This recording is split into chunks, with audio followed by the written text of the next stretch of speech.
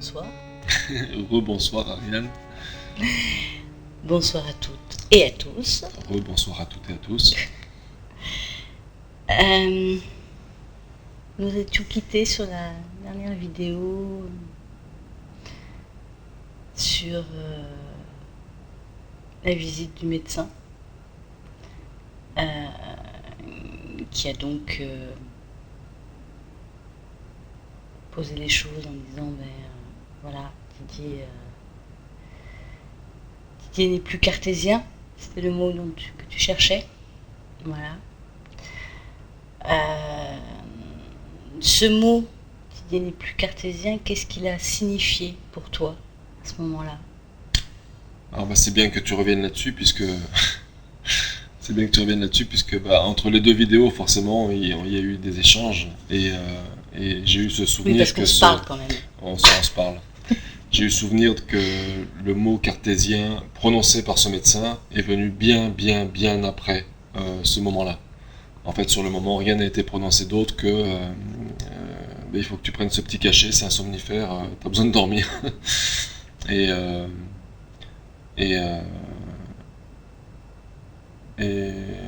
j'étais conscient que ce médecin était pas tranquille à ce moment-là.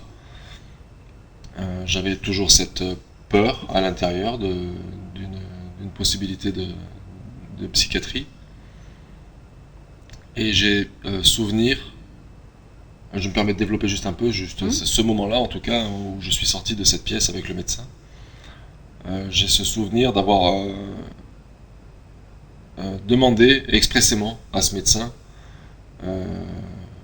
de l'aide, mais de l'aide de la part de thérapeutes qui œuvreraient dans l'alternatif, de ne pas me confronter à de la chimie ou que j'étais conscient d'avoir besoin d'un coup de main pour garder mon calme en l'occurrence et pouvoir continuer à évoluer normalement dans la société avec l'emploi que j'occupais au moment où cette expérience m'est arrivée. Et ma demande était celle-ci, je veux bien être accompagné avec ce qui m'est arrivé, mais par des pratiques alternatives. Voilà, donc le médecin qui n'a ni adhéré ni pas adhéré à ma demande, qui est parti après m'avoir donné ce somnifère et puis avoir donné quelques consignes à ma compagne de l'époque,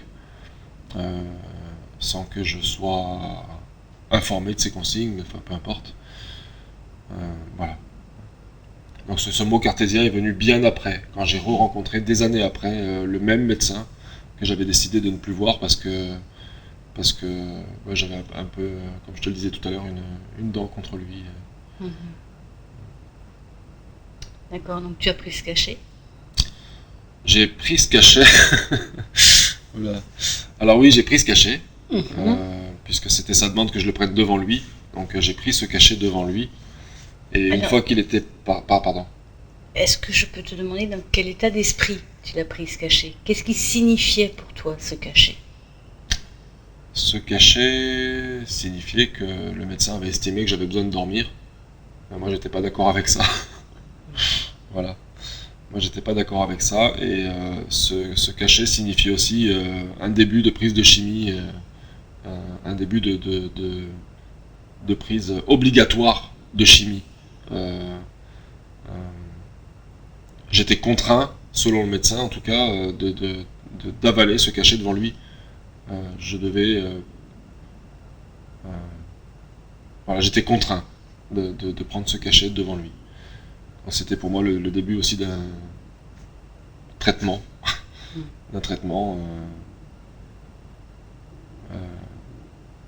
Pour une pathologie non déclarée. Enfin, je sais pas trop comment en parler, mais voilà. J'ai pris ce cachet. Une fois que le médecin est parti, je suis allé recracher ce cachet. Vomir ce cachet. D'accord. Voilà.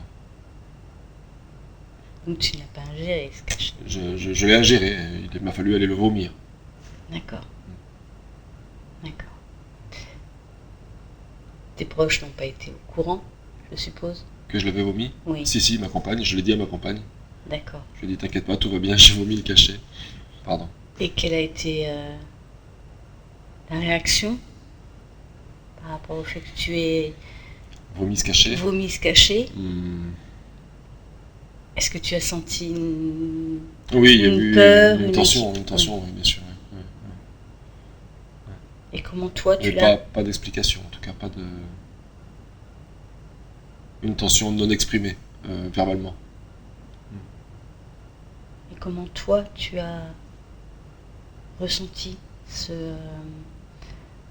cette inquiétude pas dite, pas formulée, euh, mais qui était sans doute là. Oui, oui, oui. Dans le ressenti, en tout cas, oui. Voilà. Oui, c'était très présent.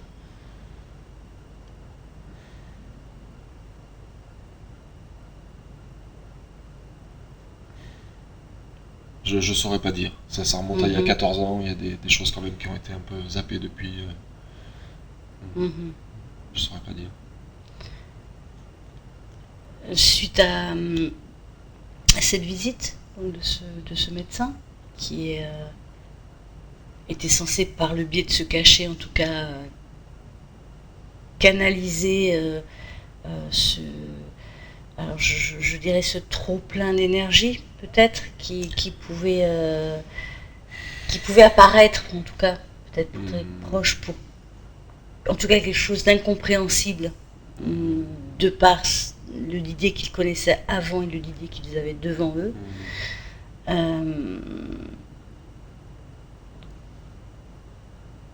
Qu'est-ce qui a réellement enclenché le processus de la première hospitalisation? Je pense mon refus de prendre ce cachet pour dormir. Et l'incompréhension de mes proches pendant toutes ces journées et longues soirées.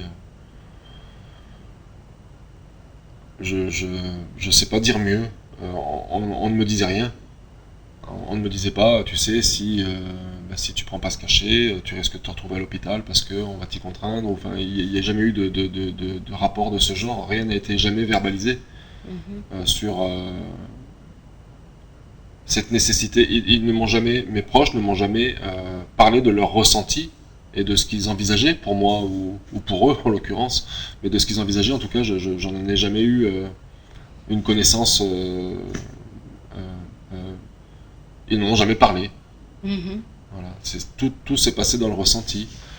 Pour aller un peu plus loin, c'est le lendemain ou le surlendemain, j'ai pas trop notion du temps passé à ce moment-là, mais le lendemain ou le surlendemain, j'ai commencé à voir tous mes proches partir de chez moi, les uns après les autres. La maman de mes enfants qui m'annonçait que les enfants étaient en sécurité. Quand je lui ai demandé où étaient passés les enfants, d'un seul coup je les vois plus à la maison. Et qui me dit t'inquiète pas, c'est la femme de notre ami là qui les garde. Ils sont en sécurité. Et puis comment ça c'était pas prévu au programme que les enfants soient plus là comme ça et puis qu'ils soient gardés sans que je sois au courant. J'ai senti vraiment là il commençait ça, voilà, il y a des choses qui commençaient vraiment à bouger. Tu as senti à ce moment-là qu'il y avait quelque chose qui basculait? À ce moment-là, oui. Au moment où les enfants étaient plus présents. Il m'avait été caché, et puis pour moi c'était très clair, il m'avait été caché que les enfants avaient été confiés à un moment où j'étais, j'étais peut-être dans la cuisine, et puis quelqu'un a pris les enfants. Enfin, après c'est des suppositions, mais d'un moment à l'autre, les enfants n'étaient plus présents. Et j'apprends comme ça, t'inquiète pas, ils sont bien, je les ai donnés à garder. Et là, pour moi, il y a un truc qui avait été, voilà, il y a quelque chose qui avait basculé. À ce moment-là, quel a été ton ressenti? Une peur. Une peur. Là, j'ai dit ça y est, le mécanisme est enclenché et ça va pas aller bien pour moi là. On projette pour moi quelque chose qui va pas me faire du bien, quoi. On peut parler de compte à rebours à ce moment-là? Oui, Tu sentais que... oui. Il y a quelque chose qui était enclenché et il fallait que je trouve une alternative, quoi, une solution, quoi, à ça. Donc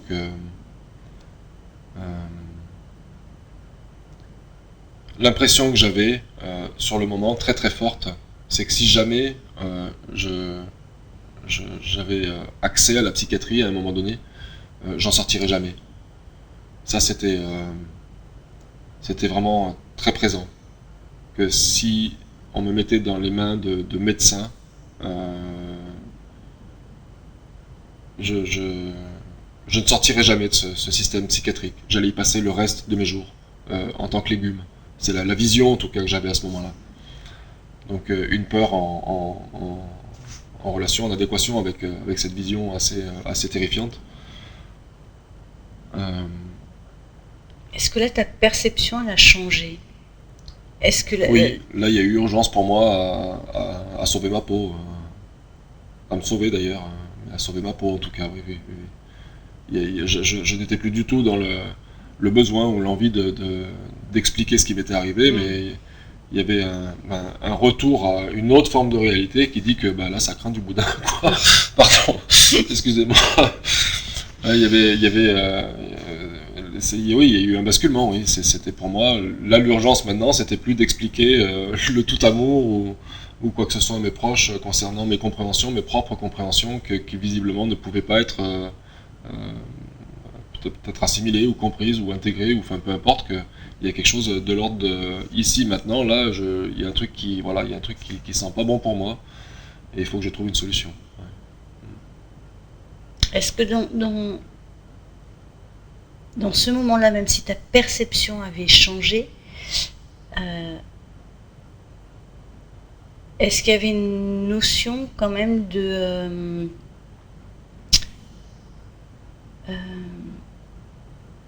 parce que tu parles d'amour.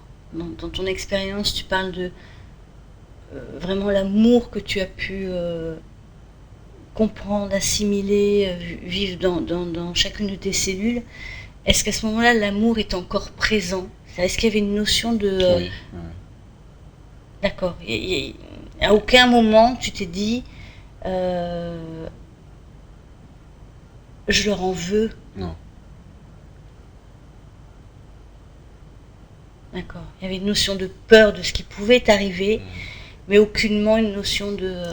Oui, une notion de peur de ce qui pouvait m'arriver, parce que je pensais à ce moment-là, à l'intérieur de moi-même, je pensais que si j'allais en psychiatrie, j'en sortirais jamais, et ce que j'avais à partager de l'expérience que j'avais vécue, tout ce que j'avais à partager resterait dedans, ne pourrait jamais être partagé.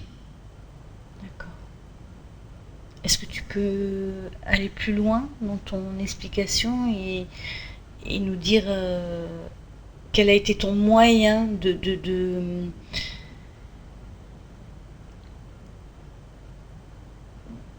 de vouloir, en tout cas, t'échapper de cette psychiatrie? Quelle a été ton action pour, en tout cas, essayer d'éviter? Dans un premier temps, quand je voyais tous mes proches partir les uns après les autres, j'ai eu un réflexe qui tendait à pas vouloir qu'ils s'en aillent. Donc j'ai fermé le verrou de la porte de l'intérieur. Il y a un verrou loqué à la porte. Je l'ai fermé de l'intérieur pour signifier que je voulais pas que mes proches s'en aillent, parce que s'ils partaient, c'est que c'était encore moins bon pour moi. C'est que il y a quelque chose qui allait se passer. Donc il y a cette peur très grande qui, par réflexe, m'a fait fermer le verrou de l'intérieur. Et puis bah, forcément c'est un verrou de l'intérieur, donc ça n'a pas empêché mes proches de le faire basculer dans l'autre sens et puis de partir quand ils ont senti que c'était bon pour eux de s'en aller.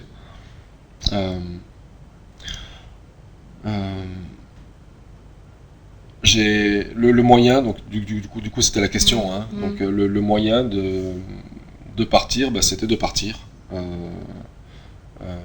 Il ne restait plus à un moment donné que la femme qui m'accompagnait à ce moment-là dans l'appartement et moi-même. Et je voulais partir mais sans mon véhicule. Pour moi c'était cohérent de partir sans véhicule, parce qu'avec un véhicule on est vite repéré, ou il fallait que je m'en aille. Mon idée c'était de partir sur les routes sans risquer de me faire arrêter, puis de finir toujours au même endroit, en psychiatrie. Donc j'ai décidé de partir à pied, sans mon portefeuille. j'ai volontairement enlevé mon portefeuille de la poche de ma veste. Et puis j'ai enfilé un manteau et j'ai fait une bise sur le front de la femme qui m'accompagnait à ce moment-là en lui disant que Dieu te garde. Et je suis parti à pied, du coup, comme je l'avais projeté dans l'urgence. Là, j'ai fait je suis arrivé en bas de mon immeuble et puis il y avait une pizzeria dans le lotissement dans lequel je résidais à ce moment-là. Et je savais que mes enfants étaient en garde chez la femme de l'homme qui s'occupait de cette pizzeria. Et j'ai pas la raison exacte là maintenant, mais avant de filer, j'avais besoin de lui dire que je partais et de lui dire au revoir en fait. Hein. Alors, là, il faut pas me demander pourquoi, j'ai pas souvenir. Mais du coup, je suis entré dans cette pizzeria pour dire au revoir à cette amie qui tenait cette pizzeria, et puis j'y ai trouvé un proche, pardon. J'ai trouvé un proche qui était là dans cette pizzeria, en train de boire l'apéro, et je suis parti du coup à pied, ayant fait quelques peut-être centaines de mètres à pied. J'ai entendu des pas derrière moi, des pas pressés, quelqu'un qui courait derrière moi. Et en me retournant, je vois que c'était cet ami qui tenait cette pizzeria qui me courait après. Et très très peu de temps après, une voiture qui rattrapait cet ami et qui venait donc forcément à ma rencontre. Et là, c'était ce proche qui était au volant et qui m'invitait à monter dans le véhicule, qui me disait mais arrête, je sais pas où tu vas, mais là maintenant il faut que tu arrêtes, il faut rentrer à la maison, on est tous fatigués. Et moi je disais mais je veux pas rentrer, là je sens qu'il y a quelque chose qui est pas bon pour moi, je veux pas rentrer à la maison. Et je repartais donc cette fois-ci en courant, plus à pied tranquillement, mais en courant, je voulais échapper à ce proche et à cet ami qui me courait après, lui aussi à pied. Et au bout d'un moment d'épuisement, voilà, je pense que d'épuisement, j'ai fini par dire bon bah c'est ok, je vous suis. Et là je savais déjà que je savais pas qu'on allait rentrer jusqu'à la maison, mais je savais où ça allait se terminer en tout cas. Donc je poursuis. Oui. Je suis entré dans le véhicule de ce proche, à l'arrière du véhicule. Je me suis installé dans la position du lotus et j'ai pris un temps de centrage de ce que j'ai longtemps nommé enrouler, dérouler. J'avais trouvé un peu à ce moment-là, et pendant longtemps j'ai gardé ça, le moyen de retourner à cette source, j'ai nommé ça la source un peu plus tard, cette lumière dans laquelle j'étais parvenu à ces compréhensions. Et j'avais cette capacité, ce moyen, au moment où je le souhaitais, de simplement prendre un temps de centrage et de respiration et d'enrouler pour aller dans cette source, trouver les réponses dont j'avais besoin, et de dérouler pour revenir au ici et maintenant, dans ce qui se passe dans la forme de réalité, plus ou moins commune, dans le ici et maintenant. Et j'ai fait ce travail et jusqu'à ce que la voiture finalement m'amène en bas de mon immeuble. Je me souviens également dans le véhicule avoir dit que j'étais en train de mourir et puis que de toute façon c'était pas important, j'étais déjà mort. Alors là, faut pas trop me demander, hein, c'est juste des détails, peu importe ce qu'on en fait. Et je me souviens qu'arrivé en bas de l'immeuble dans lequel j'habitais, j'ai entendu, donc j'avais les yeux fermés, j'étais à ce moment-là dans cette recherche, en tout cas dans cette source, ce que j'ai nommé la source, et j'ai entendu quelqu'un qui tapait au carreau du véhicule. Donc là, il m'a fallu dérouler, du coup revenir au ici et maintenant, pour pouvoir être présent à ce qui se passait, et entendre l'infirmier qui disait Monsieur Périgot, et puis moi qui sans résistance, et répondu oui c'est moi, et puis je suis sorti du véhicule et j'ai suivi cet infirmier qui était là, qui était venu me chercher, donc je savais exactement où j'allais et pourquoi j'y allais. La suite, c'est que on m'a invité à me coucher dans l'ambulance, à m'allonger dans l'ambulance, sur le lit qui était dans l'ambulance, le brancard. Et à ce moment-là, je me suis dit que je ne pouvais pas de moi-même décider de me retrouver dans un lieu duquel je sortirai jamais, plus jamais, ou alors léguminisé à vie. Le mot est un peu fort, hein, léguminisé, mais j'étais dans cette conscience et il fallait que je fasse quelque chose ou que je dise quelque chose avant qu'on m'amène là-bas. Il s'avérait, d'autant plus que je voyais que je partais seul, que j'allais pas être accompagné dans cette ambulance par qui que ce soit, ni par mes proches, ni par personne de proche en tout cas. Donc ce que j'ai fait une fois allongé, c'est que j'ai de nouveau fait ce travail, j'ai enroulé pour me retrouver dans cette source et pour trouver une réponse à ça. Qu'est-ce que je dois faire là? Je peux pas partir comme ça sans laisser quelque chose de presque indélébile. Et la réponse que j'ai eue, le mot que j'ai entendu dans cette réponse, c'était miracle. Le mot miracle et dans ma pensée de ce moment-là, lorsque je suis revenu au ici et maintenant, c'était que je devais hurler ce mot miracle, à en mourir, à essayer d'en mourir, tellement j'allais le hurler fort pour qu'il s'entende déjà à l'autre bout de la planète, ce mot. Et que quelque chose dans ma tête, un vaisseau, ou je sais pas, un AVC, je sais pas ce que j'ai imaginé à ce moment-là, mais voilà, je devais mourir en hurlant ce mot. Et dans mon système de pensée, dans ma compréhension du moment, c'est que si je mourais en hurlant ce mot,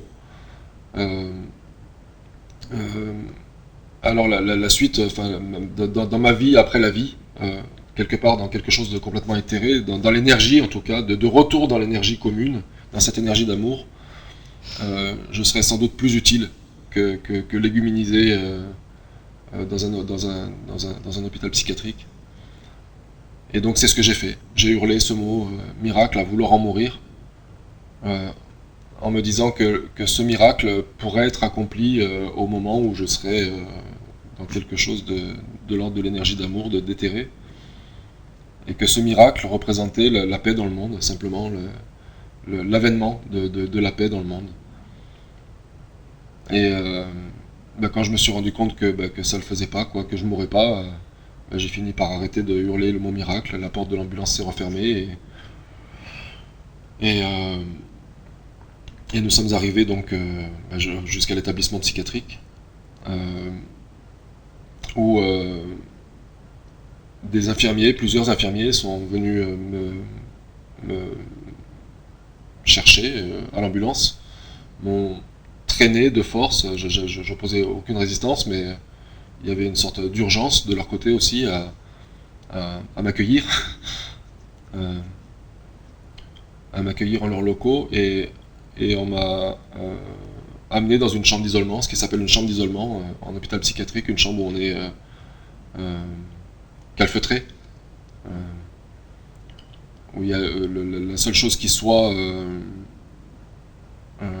palpable, visible en tout cas dans cette pièce, c'est un lit au milieu de la pièce, un lit qui est fixé au sol et rien d'autre.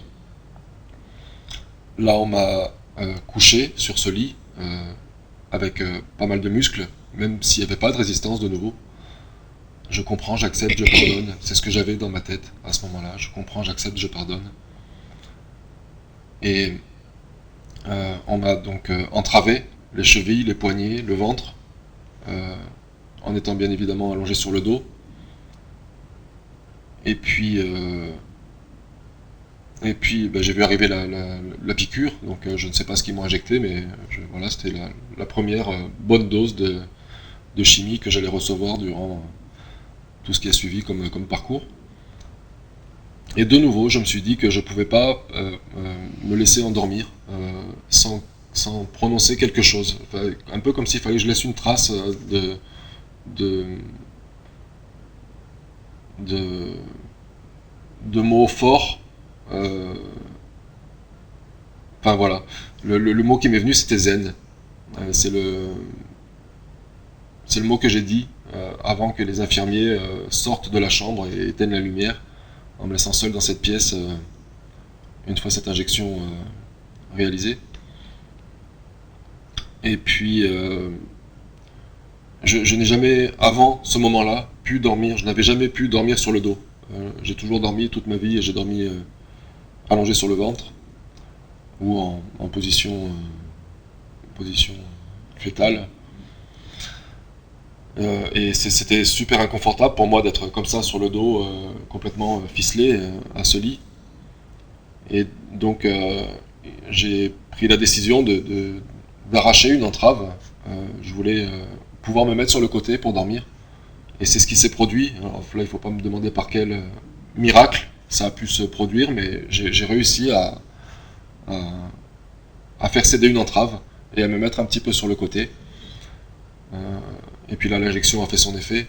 J'ai sans doute pas eu la force d'enlever la deuxième et puis ceux des pieds et puis enfin, voilà, de me détacher, mais voilà, l'injection a fait son effet. En tout cas, j'ai commencé à m'endormir et ma dernière pensée a été à ce moment-là pour Ben Laden, pour ce qui se passait à cette période-là. Et ma dernière pensée a été à nous deux maintenant. Alors c'était pas dans l'idée, que je devais aller contre lui ou que j'allais lui faire la guerre en étant endormi dans un voyage astral ou je sais pas comment appeler ça, mais c'était pas cette idée-là du tout. Ma pensée était que je pouvais à partir de maintenant aller à sa rencontre sous forme de rêve ou sous forme de, enfin peu importe, et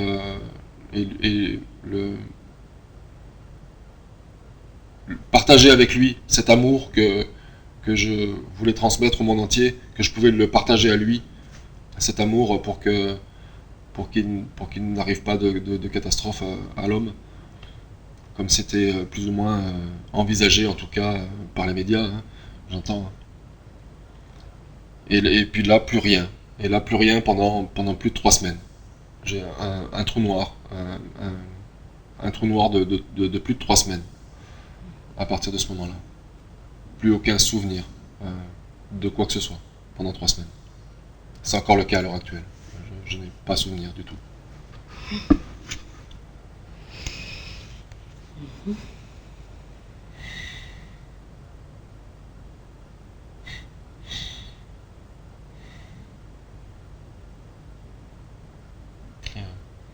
Oui. Pardon. Oui. Excusez-moi. C'est...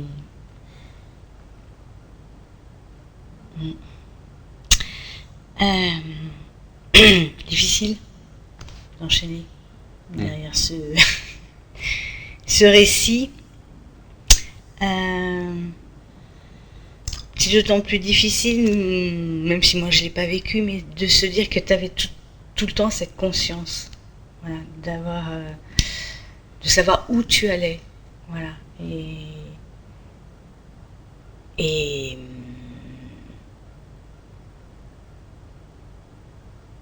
d'avoir cette conscience et en même temps ce recul. Enfin, en tout cas, c'est ce que je ressens, c'est en même temps avoir la conscience d'où tu allais et ce qui allait t'arriver, et en même temps le recul suffisant en disant presque pardonnez-leur, ils savent pas ce qu'ils font, quoi. C'était, voilà. Et c'est là où on peut se poser la question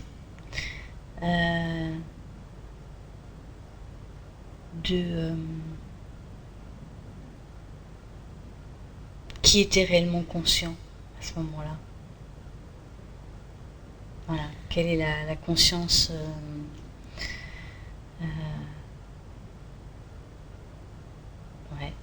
qui était conscient à ce moment-là. Je pense qu'on va terminer sur ce Avec plaisir. sur ce récit. Merci à vous tous. Merci à toi. Merci à toi. Merci à toi de me permettre de partager ça aujourd'hui. C'est fort pour moi. Et suite au prochain numéro. Merci à vous de votre écoute. Et à tout vite. À tout très vite. Merci. Bonsoir.